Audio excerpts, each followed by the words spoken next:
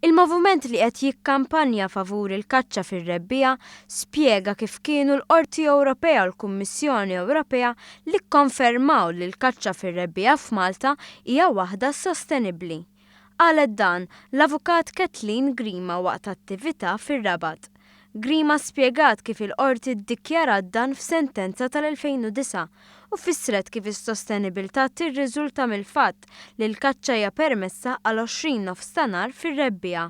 Dawn jammontaw għal 8% biss tal-istaġun.